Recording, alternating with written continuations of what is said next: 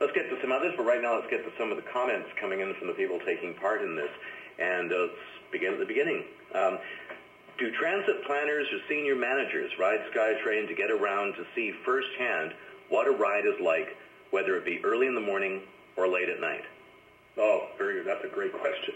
You know, the answer is yes, they do. Unfortunately, right now, I'm usually on SkyTrain multiple times every week.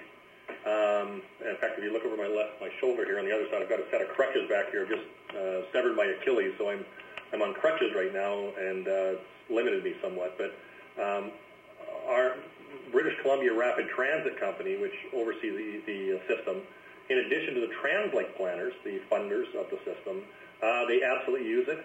In fact, like if we're in a snowstorm or other things, I get calls about how the system, what's working and what's not in the system, as other additional eyes and ears out there. So I can attest, our team is on the system all the time, and day and night. I've been out in back shifts. I've been personally underneath the interesting part of the underbelly of some of our society, picking up needles and feces and things like that with some of the great workers removing graffiti.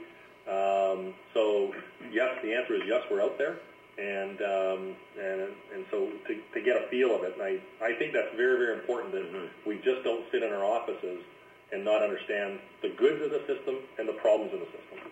And I think it's important too. I haven't done a personal survey of the people I work with, you know, in the TransLink head office, but I would say the majority of them do ride SkyTrain, the buses, any of them as you know, as a matter of course in our lives, leave the car at home sort of thing. No, that's not everybody, right? No. And there's certain times, honestly, I take my car because the system can't provide. I also have some deliverables in the role I'm in that I'm not going to apologize for that. But I think you do things in balance with what the system can provide to you to achieve what your needs are. So I am not 100% transit, but I use it every time I possibly can as my first choice.